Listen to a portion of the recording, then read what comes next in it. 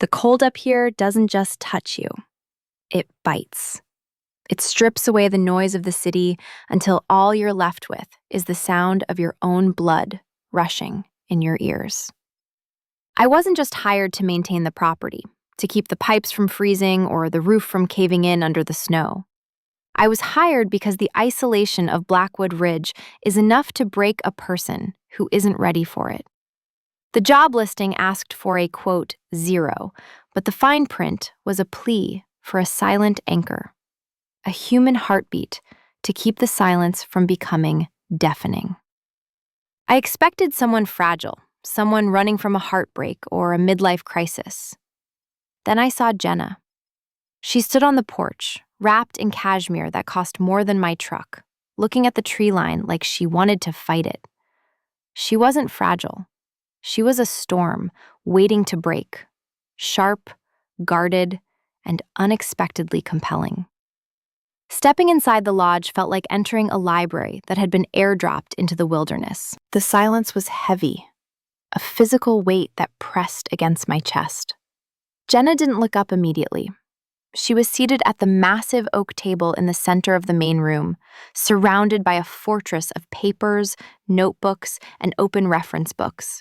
She radiated a quote one energy so potent, it almost felt like a heat source. When she finally lifted her head, her eyes were sharp, assessing. She didn't offer a handshake. She offered terms. I write from 6 to noon, she said, her voice cool and clipped. And again from 4 to 8. I don't need conversation. I don't need a tour guide.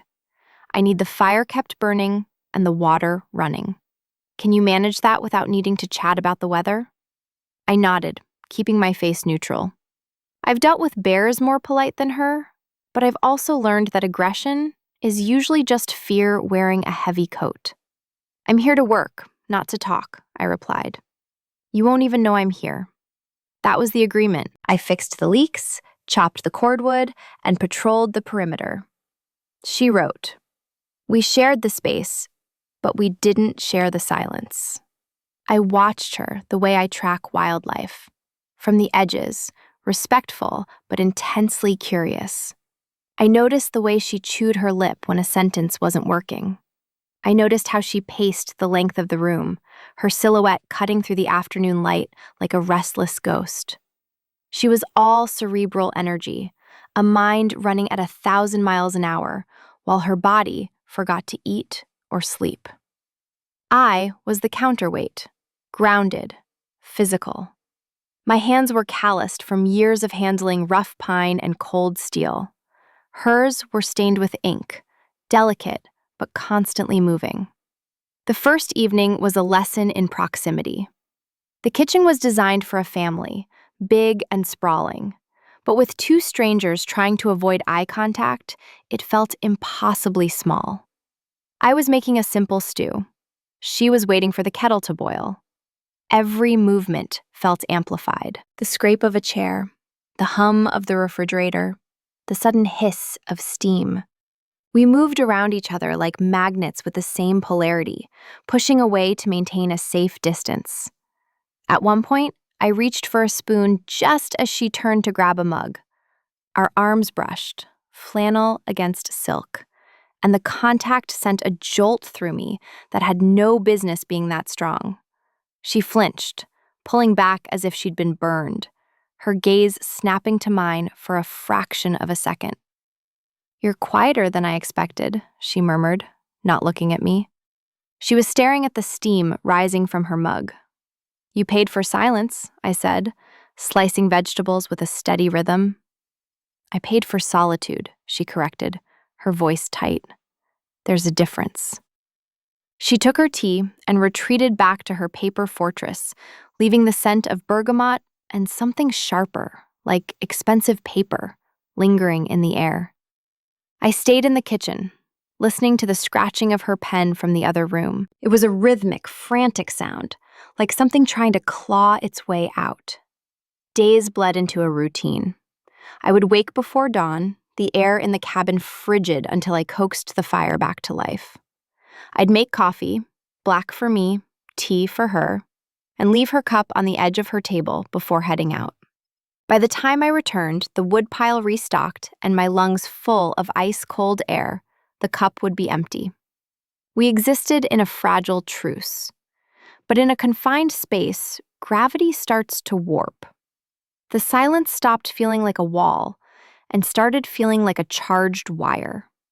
I became hyper-aware of where she was in the room without looking. I could feel her frustration when the writing stalled, a palpable tension that coiled in the air. And I knew, with an unsettling certainty, that she was just as aware of me. My days fell into a rhythm that was dictated by the sun and the snow, a stark contrast to the erratic internal clock Jenna lived by. I spent the daylight hours outside, battling the encroaching winter. I repaired the fence line where the elk had broken through, my breath pluming in the biting air, my muscles burning with the good, honest ache of labor. But even when I was miles out, checking trail markers or clearing fallen branches from the access road, my mind remained tethered to the cabin. It was a gravitational pull I couldn't explain, a sense that the center of the world had shifted to that timber frame structure. When I returned in the afternoons, covered in snow and smelling of pine resin, I would catch glimpses of her through the large picture window before I even stepped onto the porch. It was like watching a rare, agitated bird in a glass aviary. Jenna didn't just write. She wrestled with the invisible. She paced back and forth, a glass of untouched water in her hand, muttering to herself. From the outside, looking in at the warm glow of the lamps against the blue twilight, she looked elegant, almost untouchable. But I knew better. I knew that inside, the air was thick with the static of her frustration. The contrast between us couldn't have been starker, and that disparity began to feel like a physical force. I came in bringing the cold with me, my hands rough and red, my boots heavy on the floorboards. She smelled of expensive moisturizer and old books, her fingers stained with ink spots that looked like delicate bruises. I dealt in solids, wood, stone, ice. She dealt in ghosts and theories. I was the anchor. She was the sail, flapping wildly in a gale she couldn't control. The friction was inevitable. It happened on a Tuesday, the wind howling down the canyon like a freight train. I came inside to find the main room freezing. The window near her desk was thrown wide open, snow drifting onto the polished hardwood. Jenna was standing there, eyes closed, letting the gale hit her face, her blouse fluttering violently. "You're letting the heat out," I said, closing the heavy door behind me. My voice was calm, but it cut through the wind noise with authority. She spun around, eyes wild and wide. "I can't breathe in here. The words are stuck. The air is too still." "The pipes will burst if you freeze the room," I said, walking past her to wrestle the window shut. The latch clicked, sealing the silence back in. "Then you won't have water or heat. That won't help the writing." "You don't understand," she snapped, her hands trembling. "It's suffocating." I turned to face her. She looked frantic, a wire pulled too tight and vibrating with tension. I didn't match her energy. I grounded it. I stepped into her space, not aggressively, but with the steady weight of someone who knows how to calm a startled animal. I said, just her name, low, deliberate. She stopped. Her chest heaved. I told her, holding her gaze until she blinked, forcing her to focus on the present reality rather than the storm in her head. She didn't argue. She deflated, the fight leaving her as quickly as it had come. She looked at me then, really looked at me, not as a utility, but as a force. "Fine," she whispered, wrapping her arms around herself. That night, the dynamic shifted. Usually, she took her dinner to the desk, eating while she read. Tonight, she sat in the armchair by the hearth. I sat on the rug, cleaning my tools. The distance between us had shrunk from 20 feet to 5. The silence changed texture. It wasn't the sharp, awkward silence of strangers anymore. It was heavy, comfortable, like a weighted blanket. I could hear the rhythm of her breathing sync with the crackle of the logs. I felt her eyes on me before I saw them. I was oiling the leather of my work boots, the motion slow and repetitive, the smell of mink oil and wood smoke mixing in the warm air. When I glanced up, she wasn't looking at the fire. She was looking at my hands. Her gaze was dark, unreadable, tracing the movement of my fingers against the leather, watching the flex of my forearm. She didn't look away when I caught her.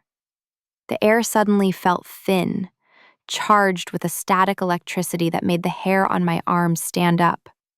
It was a look of hunger, though I don't think she knew it yet. It was the look of someone starving for something real, watching the person who carried the weight of the world in their hands. "You're staring," I said, my voice rougher than I intended. "I'm observing," she countered.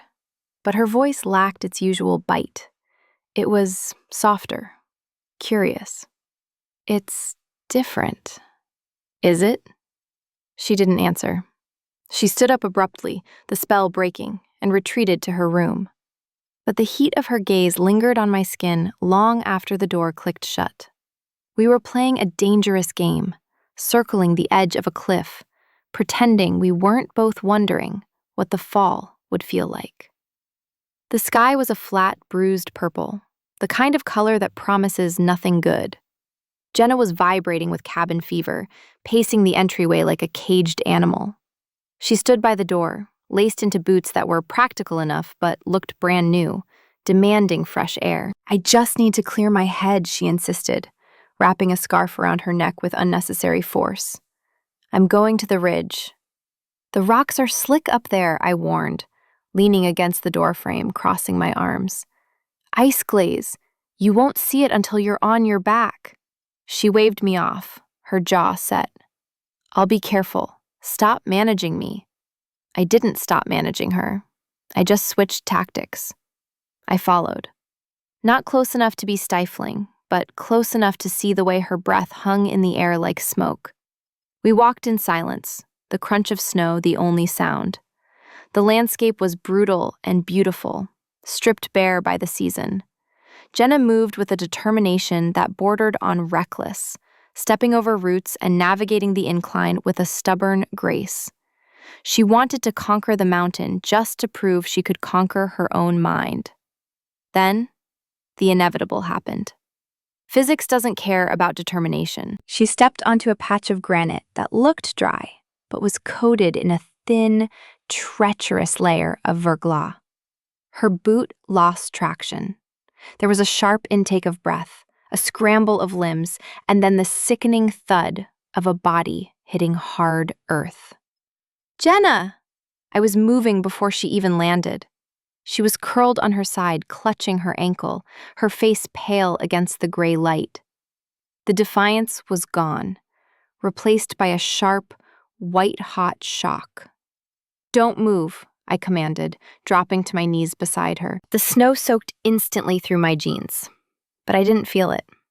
My focus was entirely on her. I reached out, my hands hesitating for a fraction of a second before making contact. This was the breach, the moment the quote 31 rule evaporated. My hands, large and rough, closed over her calf. Through the denim, I could feel the heat of her skin, a startling contrast to the biting wind. She gasped, her voice tight with pain. I shifted my grip, sliding my hand down to the bootlaces. Her eyes were wide, fixed on my face, tracking my reaction. There was no room for the novelist here, no space for the intellectual. There was just the body, fragile and hurt, and the hands that knew how to fix it. I said, my voice low. She argued weakly. I stood up and offered my hand. She hesitated, pride warring with pain, then reached up. Her hand was cold, her grip surprisingly strong. I pulled her up and she hissed, her leg buckling the moment it took weight. I didn't ask for permission, I just moved. I stepped in close, turning my side to her, and pulled her arm over my shoulders. My arm went around her waist, clamping her to me. The shock of the contact was electric. For weeks, we had danced around each other, careful not to brush sleeves in a hallway. Now, her entire side was pressed against mine. I could feel the curve of her hip, the rapid beat of her heart, the shudder of pain that ran through her frame. "Lean into me," I instructed. "Take the weight off." She yielded. That was the most dangerous part. She stopped fighting and let herself be held. We began the slow descent. Every step was a negotiation of balance. Her face was buried in the curve of my neck to shield herself from the wind, and her breath was hot and erratic against my skin. It was an intimacy that felt stolen, raw. The proximity was dizzying. I was used to the smell of pine and cold mud, but now the air was filled with her scent: vanilla, old paper, and the metallic tang of adrenaline. Her fingers dug into the heavy canvas of my jacket, clutching me like I was the only solid thing in a spinning world. By the time we reached the porch, the dynamic had irrevocably shifted. I wasn't just the caretaker anymore. I was the structure she was leaning on. We had crossed the line. The wilderness had forced our hand, and now there was no going back to parallel lines. The transition from the biting wind to the stagnant, resin-scented warmth of the cabin felt like walking into a different atmosphere. I guided Jenna to the oversized leather sofa near the hearth, her weight still heavily dependent on my side. When she finally sank into the cushions, she let out a breath that was half sigh, half shudder, her face pale in the firelight. I didn't step away. I couldn't. The emergency was over, but the adrenaline was still humming in my blood, demanding action. I said, the command soft but absolute. I moved to the kitchen to grab the first aid kit and a bag of ice, my movements precise. I needed the familiar ritual of triage to quiet the noise in my own head. When I returned, she was watching me. Her guard was down, stripped away by pain and shock, leaving something raw and open in its place. I set the supplies on the low coffee table and dropped to my knees in front of her. The position felt loaded, humble, yet undeniably in control. I told her, my eyes fixed on the laces. Jenna nodded, saying nothing. She gripped the edge of the sofa cushions, her knuckles white. I reached out, my hands looking dark and weathered against the sleek leather of her hiking boots. I worked the laces loose with deliberate slowness, conscious of every shift in her breathing. When I eased the boot off, she hissed, a sharp intake of air through clenched teeth. I didn't apologize. Apologies don't fix injuries. Competence does. I peeled back the thick wool sock. Her ankle was already angry, the skin mottled with the beginning of a bruise, the swelling distorting the delicate line of the bone. It looked fragile, painfully human. I cupped her heel in one hand, my palm calloused and warm against her cool skin. The contact was startling. Up until an hour ago, our relationship had been defined by meters of separation. Now, there was nothing between us but skin and silence. Quote 45, she murmured, her voice losing its usual polished edge. I diagnosed, running my thumb lightly over the arch of her foot to check for sensitivity. She flinched, not from pain, but from the touch. I wrapped the ice pack in a towel and pressed it to the swelling. She gasped, her leg jerking instinctively, but I held it firm. I instructed, my gaze lifting to meet hers. She held my stare. Her eyes were dark, dilated, tracking my movements with an intensity that felt like a physical touch. The air in the room seemed to thicken, coiling around us. The only sounds were the popping of the pine logs in the fire and the ragged rhythm of her breathing. She admitted, the words quiet, almost reluctant. I asked, reaching for the compression bandage. She corrected. I said. I began to wrap the ankle, moving the bandage in a steady figure-8 pattern. I finished the wrap, securing the clip. My hand lingered on her calf, just above the bandage. It was a professional check, ensuring the circulation was good, that the wrap wasn't too tight, but it lasted too long. My thumb brushed the inside of her leg, a slow, unconscious stroke. The silence shifted, becoming a physical weight. I could feel the heat of her skin radiating into my palm. She didn't pull away. She leaned forward slightly, the distance between us closing. Her gaze dropped to my hand on her leg, then back to my face. There was a question there, terrified and wanting. She whispered. I said, my voice dropping an octave. I slowly withdrew my hand. The loss of contact felt like a temperature drop. I stood up, the space between us suddenly feeling vast and dangerous. The line had been crossed.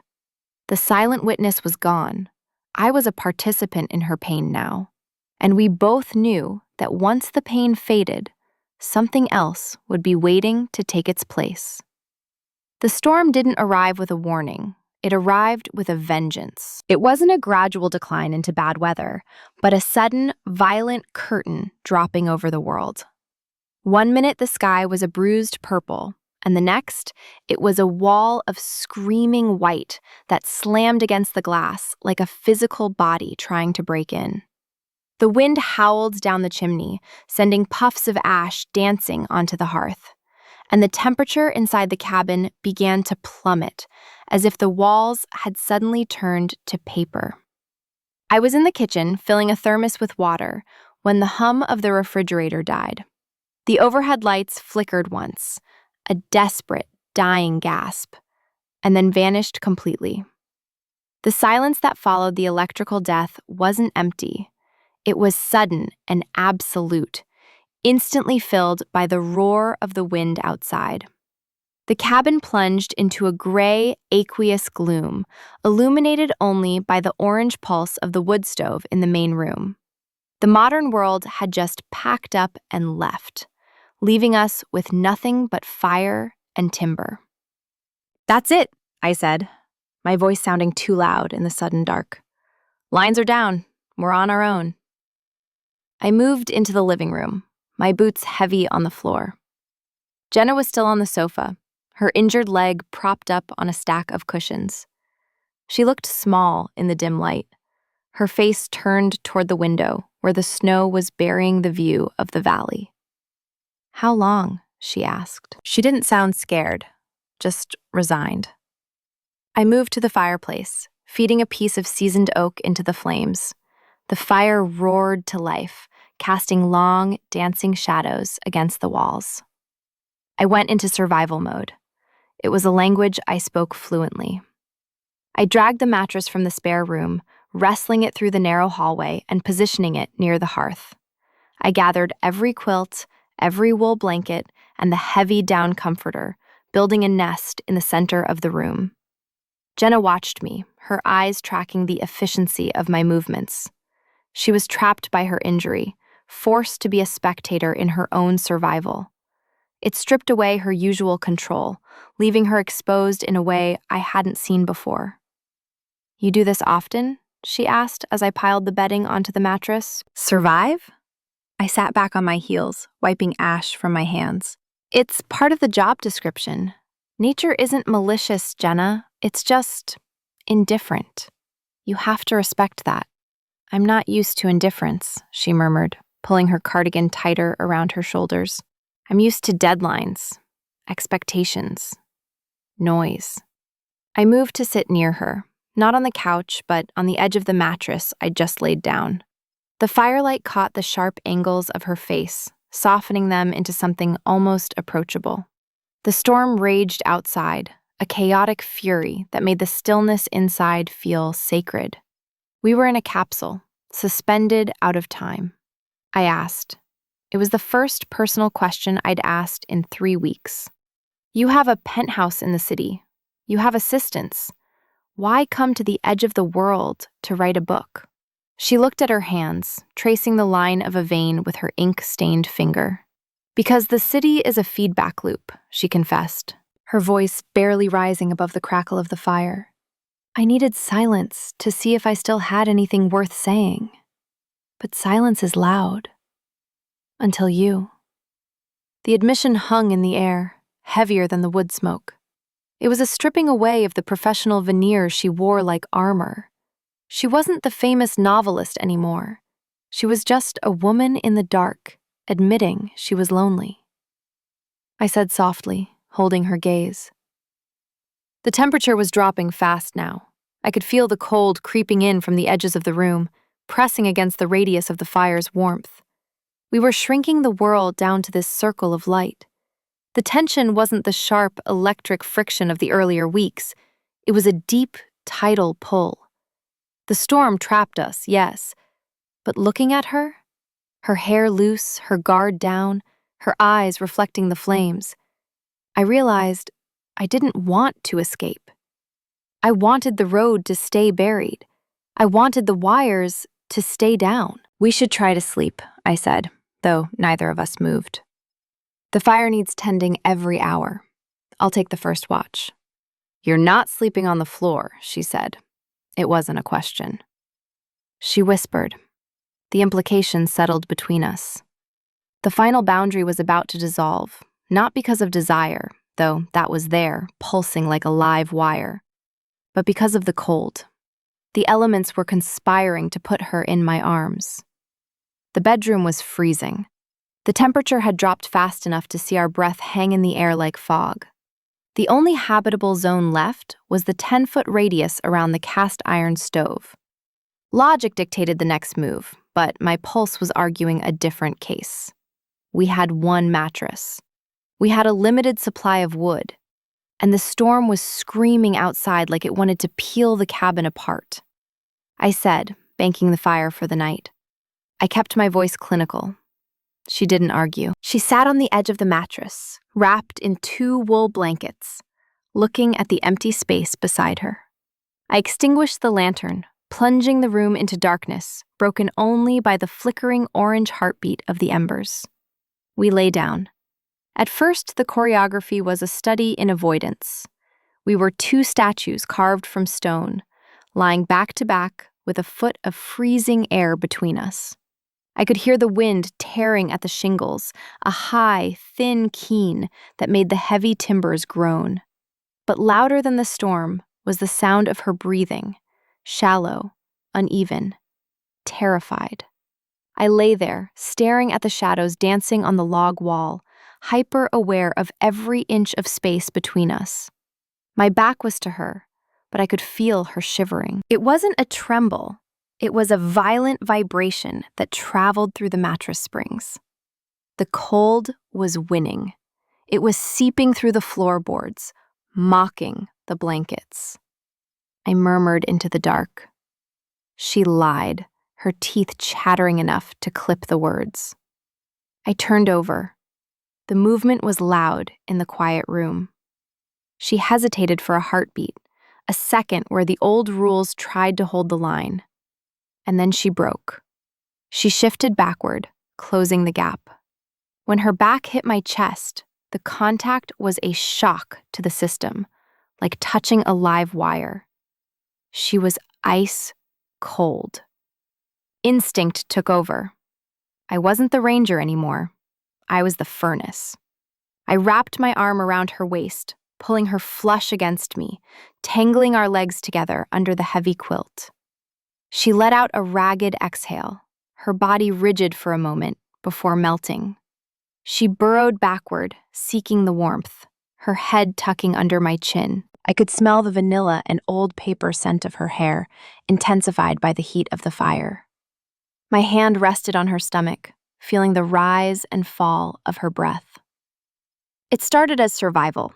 It was just biology, 2 mammals huddled against the winter. But as the shivering stopped and her body temperature equalized with mine, the nature of the embrace changed.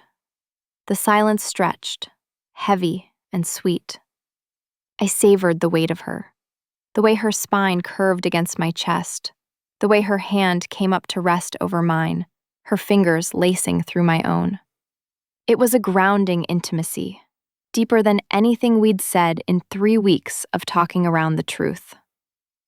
I felt the tension drain out of her, replaced by a soft, heavy yielding. Then, she turned. It was a slow, deliberate movement. She shifted in the circle of my arms until she was facing me. The firelight caught the glint of her eyes, wide and searching in the gloom. We were inches apart. I could feel her breath on my lips, warm and tasting of tea. "You're not just keeping me warm," she whispered. It wasn't an accusation, it was a realization. I admitted, my voice rough with sleep and want. Her hand came up, cool fingers tracing the line of my jaw, mapping the tension there. She agreed. She leaned in. The gap closed. When her mouth found mine, it wasn't tentative. It was a sultry confirmation of everything the silence had promised for 20 days. It was slow, deep, and consuming. The storm outside ceased to exist. There was only the heat of the fire, the scratch of wool, and the taste of her. I pulled her closer, my hand tangling in her hair, anchoring her to me.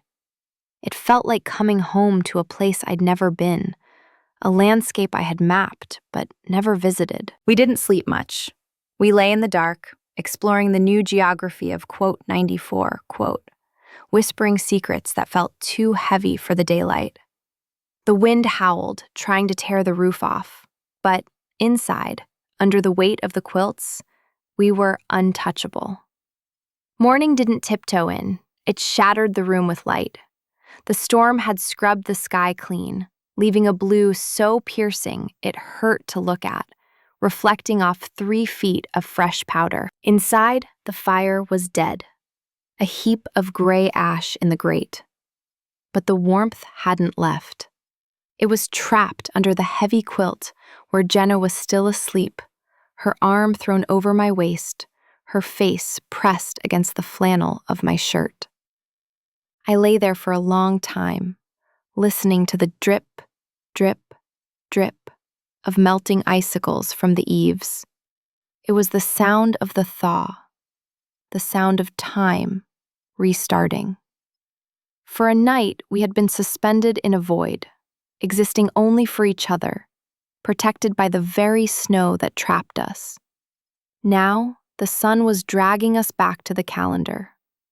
When she woke, there was no flinching, no regret. She stretched slow and cat-like, her eyes opening to meet mine with a clarity that unsettled me.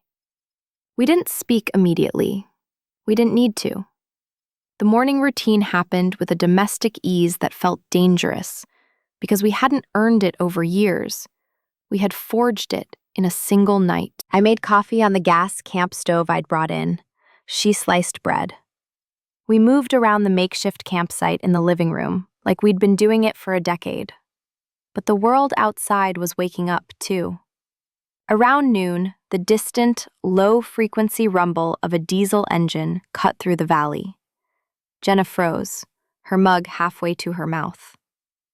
I said, putting my own cup down, the sound was the bell tolling for the end of the round. The atmosphere in the room pivoted instantly. The soft, hazy intimacy of the morning evaporated, replaced by a sharp, brittle tension. The reality of the quote 98 arrangement crashed into the room. Jenna set her mug down with a clatter. She didn't look at me. She looked at the stack of papers on the table, the manuscript that had been the third body in the room with us all month. "I have to finish," she said, her voice tight. "I have to get this done before I leave." She pulled back, a sharp physical withdrawal. She moved from the hearth to the desk, putting on her glasses and picking up her pen. The wall was back up. She armored herself in the work, packing up her mind before her body had even left the room. I wanted to stop her. I wanted to tell her that the book could wait, but us, this strange, fragile thing, might not survive the separation. But I didn't. I stayed in the kitchen, watching her. The quote 101 part of me knew that you don't beg a bird to stay in a cage, even if you built the cage to keep them safe. She had a life in the city, a career, a name that appeared on bestseller lists. I had a cabin and a truck with high mileage. I watched her write. Her hand was cramping, her posture rigid, but the pages were turning. And that's when the truth hit me, settling heavy in my gut. I realized I had become part of the process. She had needed the silence, yes, but she had needed the safety more. She needed to know that someone was keeping the fire burning and the wolves at bay, so she could fall apart and put herself back together on the page. I looked at the finished stack of pages growing on the corner of the desk. I had become the muse, not by inspiring the words, but by providing the ground she stood on to write them. It was a beautiful, terrible realization. I had helped her finish the thing that would take her away from me. The sound of a suitcase zipper is the most final sound in the world.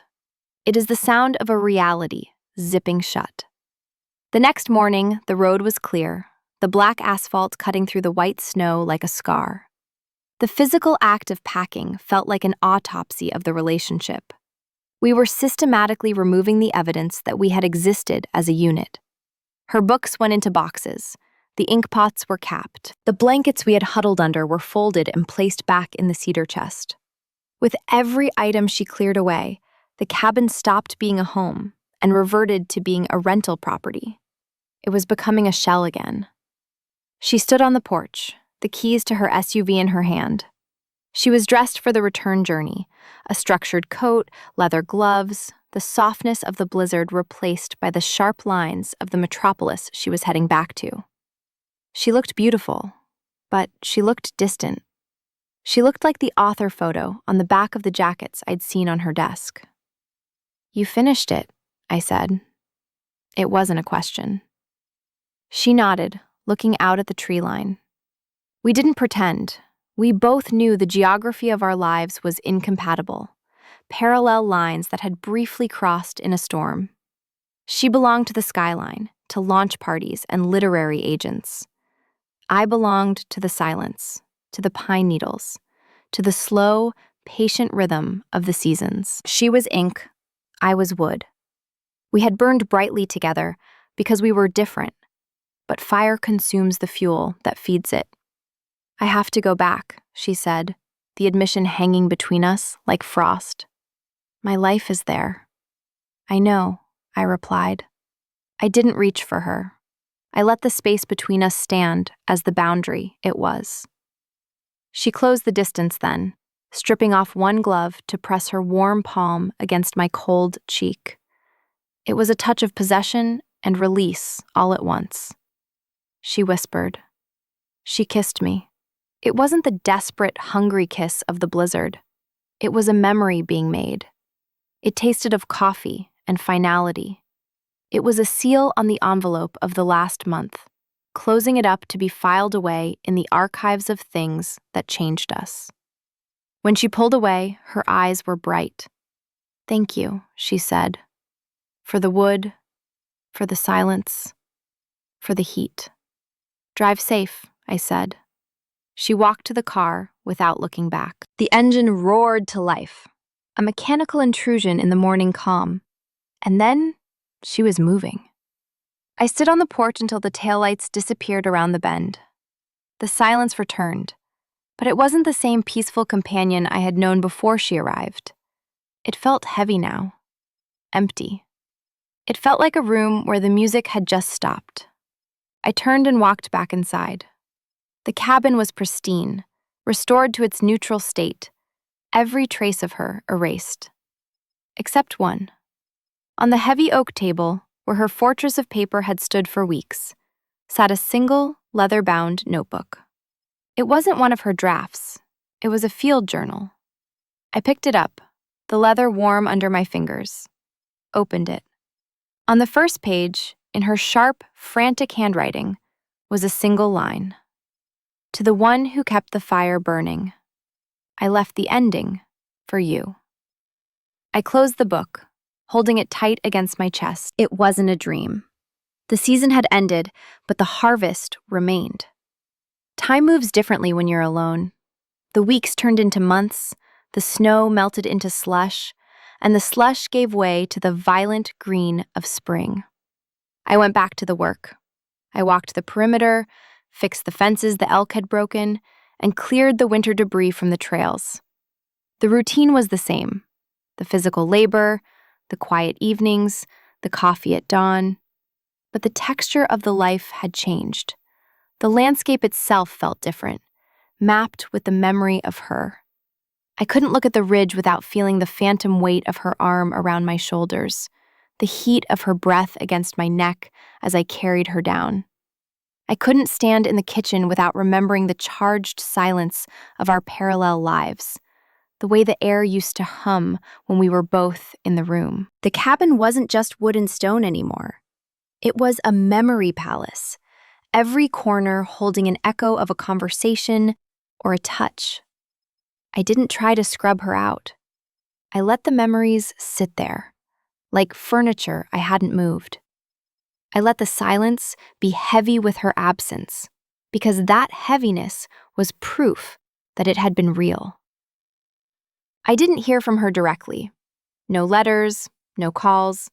We had made a clean break, surgical and necessary. But she wasn't gone. She was everywhere. It happened in late autumn, almost a year to the day she had arrived. I was in town for supplies, walking past the small bookstore on Main Street. And there she was, not in the flesh, but in the window display. Her new novel, stacked in a pyramid of hardcover ambition. The cover was stark, a black and white photo of a snow-covered ridge that looked achingly familiar. I went inside. The bell above the door chimed, a cheerful sound, at odds with the sudden thud of my heart. I picked up a copy. It was heavy, substantial. I didn't read the jacket copy. I didn't need to know the plot. I had lived the subtext. I turned to the dedication page. It was short, centered in the middle of the vast white space. To the ranger, who taught me that silence is a language, and that some fires are worth burning down the house for. I stood there in the aisle, surrounded by the smell of paper and dust, and felt a smile crack the stoicism I'd been wearing like a uniform. It wasn't a sad smile. It was the smile of someone who has been seen, truly seen, from a great distance. I flipped to the back, scanning the prose. It wasn't a diary. It was fiction. But the descriptions, the way the light hit the snow, the sound of boots on timber, the feeling of being trapped in a storm with the only person who could keep you warm. It was all true. She had taken our month, our secret, finite season, and she had crystallized it. She had made it permanent. I bought the book. I drove back up the mountain with it on the passenger seat, a tangible passenger in the empty cab. That night, I sat on the porch. The air was biting again, the first hint of the coming winter sharpening the wind. I didn't feel lonely. That was the surprise. I felt full. People think that for a relationship to be successful, it has to last forever. They think an ending is a failure. But standing there, watching the sun dip below the tree line, I knew they were wrong. We hadn't failed. We had done exactly what we needed to do. We had been the shelter for each other in a storm that would have destroyed us if we'd faced it alone. She needed to break to be put back together. I needed to be softened to remember I was human. The season was over, yes. The harvest was in. And it was enough. I ran my hand over the railing, the wood rough and cold under my palm. I closed my eyes, and for a second, I could smell vanilla and old paper. I could feel the heat of a body pressed against mine in the dark. The ghost of her touch wasn't haunting me. It was keeping me warm. I walked back inside, the book in my hand, and closed the door against the cold. The silence settled around me, familiar and kind. I was okay with the solitude again, because now the empty space was filled with a memory that had a name. Some connections aren't meant to be foundations. They're meant to be storms. They come in fast, wreck your carefully ordered life, and leave the landscape permanently altered. And that's okay. You don't measure the value of a season by how long it lasts, but by how much you grew while you weathered it. If you've ever had a temporary roommate who changed you forever, subscribe to share the legacy. The cabin stands quiet in the snow,